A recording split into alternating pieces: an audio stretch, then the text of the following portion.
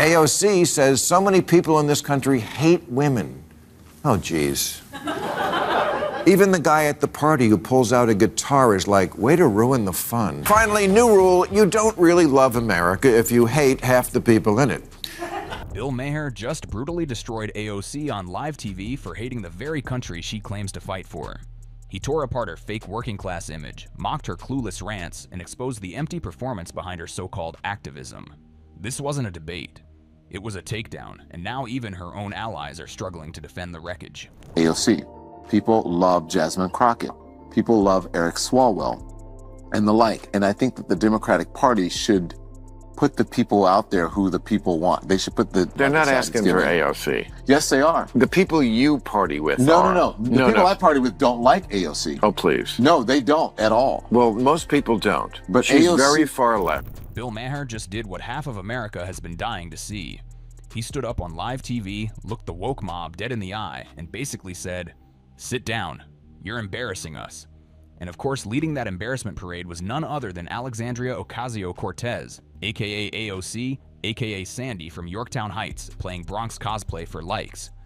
Yeah, we'll get to that mess in a second. From Yorktown, New York State Assembly, he said, quote, "She's embarrassing herself for doing everything possible to avoid saying she grew up in the suburbs instead of the Bronx."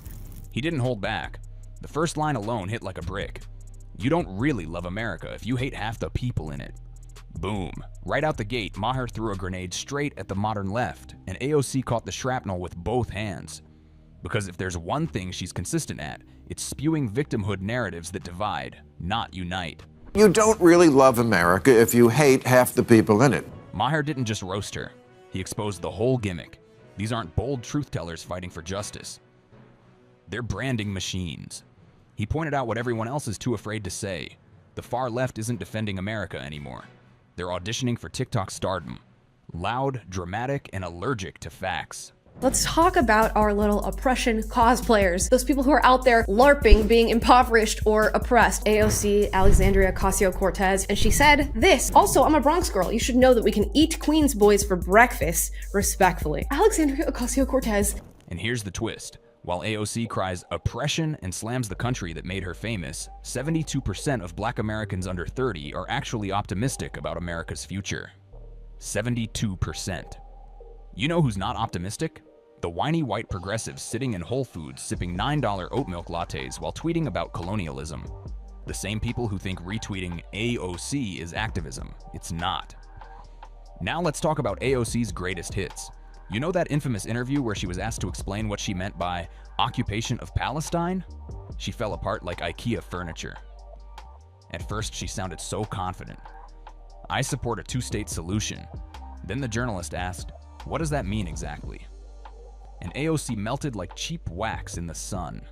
Use the term the occupation of Palestine. Oh, it keeps getting better. Or Palestinians are experiencing difficulty in access to their housing and homes. Do you think you can expand on that? Yeah, I mean, I think I'd also just, I am not the expert on geopolitics. Within seconds, she admitted, "I'm not the expert." No kidding. You're out here throwing geopolitical buzzwords around like confetti, and you didn't even Google what they mean? Joe Rogan didn't even need to exaggerate. He literally compared her to a fifth grader who didn't read the book, because that's exactly how she sounded. You know the one. The kid who gets called on in class and just starts making things up because they thought they'd never be picked. That's AOC, a bundle of sound bites, no substance, all panic. Talked to that lady and she asked her to expand. About Israel-Palestine? Oh yeah. my God. She just collapsed into herself. It's literally like a fifth grader that didn't study. And the way she tosses around words like intersectionality and systemic injustice, it's not intellectual, it's a smokescreen. It's like she thinks if she throws enough buzzwords into a sentence, people won't notice she's saying absolutely nothing. Newsflash, we noticed. Then came her speech about capitalism.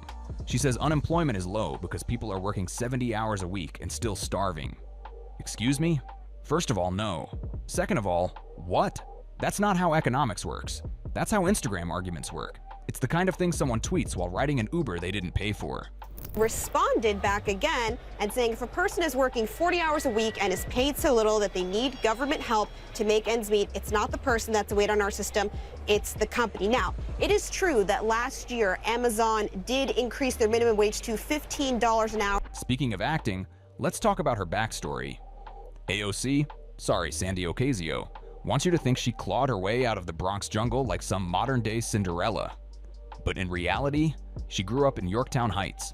That's not the Bronx. That's Starbucks, soccer practice, and organic quinoa. Her entire I'm One of You brand is about as real as a Netflix docudrama. Who says, first she said she has visited extended family.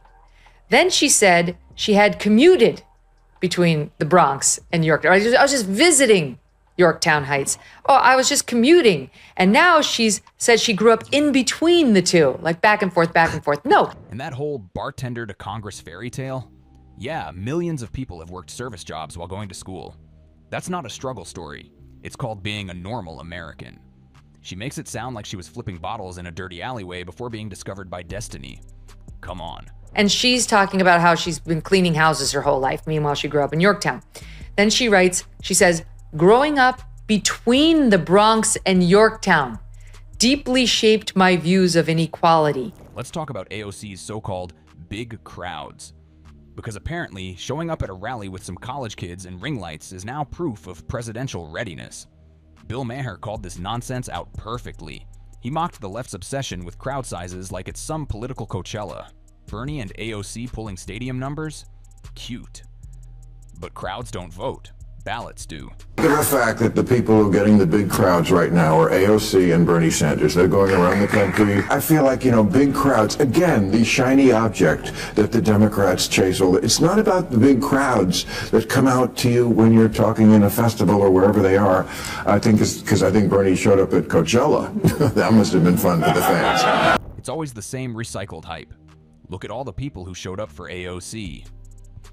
Yeah, and half of them are there for the free weed and hashtags. This isn't Woodstock.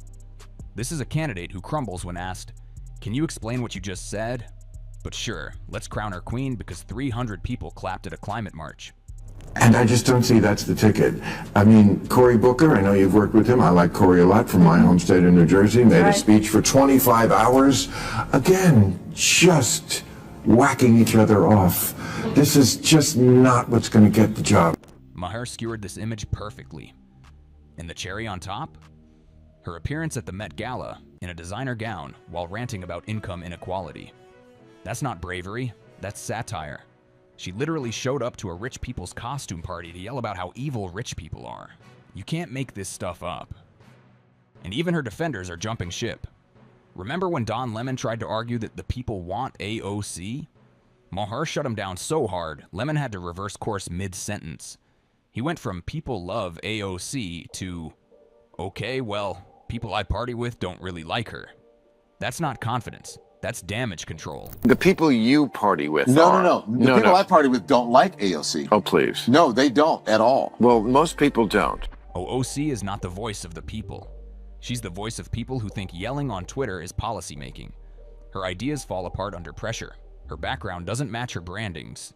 And even her friends can't defend her without fumbling live on air. Maher didn't let that slide. He clapped back hard, joking that maybe we should just rename Captain America to Captain Stolen Land. And honestly, at this rate, the woke crowd would love that. But then he dropped the line that absolutely torched the performative left. Either give it back or shut up. That's the thing. They don't actually want to give it back. They just want to signal how aware and brave they are while doing absolutely nothing meaningful. It's activism without the sacrifice. Moral grandstanding from behind a screen. The land goes, yes, I guess we could change the name of Captain America to Captain Stolen Land. And here's where it gets scarier. Maher warns that if Democrats keep throwing democracy, free speech, law enforcement, the military, and capitalism under the bus, what exactly is left? Seriously, if you cancel every American institution, what are you even fighting for anymore? Just vibes? Just hashtags? Maher nailed it. You know who loves this country? Immigrants. Because they've seen real oppression. They've lived under regimes where dissent gets you disappeared, where elections are fake, and where free speech is a joke. They come here because despite all the chaos, America still delivers. The dream still exists, and it's not because of AOC, it's in spite of her. You know who loves this country? You know who's not constantly complaining about what happened 200 years ago and who's not obsessed with seeing America through shit-colored glasses and shaking off the stench of what irredeemable, privileged assholes we are? Immigrants. She claims to be a fighter, a voice for the people. But the truth? Her arguments are hollow, her talking points are collapsing, and even her own allies can't keep up the act. At this point, defending AOC on live TV is like trying to sell water to a drowning man. Just ask Don Lemon. He tried it once and instantly walked it back when Maher pressed him. Maher isn't just roasting one person. He's dragging the entire circus of performative progressivism into the light. This isn't policy, it's performance art. And it's turning off the very people Democrats need to win elections: moderates, independents, regular folks who still think America is worth fixing, not trashing. And also, if you hate a lot of the things that everybody always loved about it. And what do the Democrats do in response? They double down, they gamble, again, on a figurehead who sounds great in tweets but falls apart under real scrutiny. First Kamala, now AOC. It's like they're trying to lose on purpose. Maher's basically yelling, "Please stop before you hand the next election over on a silver platter." But no one's listening. And then came Maher's mic drop moment. A simple truth that should have ended the conversation. If you hate America, stop pretending to fight for it. Done. That's it. Because what's happening now, it's not leadership. It's not patriotism. It's narcissism in a protest shirt. AOC isn't the future. She's the distraction. And the whole country sees it now. No more illusions. No more filters. The mask is off. And whether the left wants to admit it or not, Bill Maher just exposed the entire rotten core. AOC's mask is off. And if you thought that was brutal, hit subscribe because we're just getting started.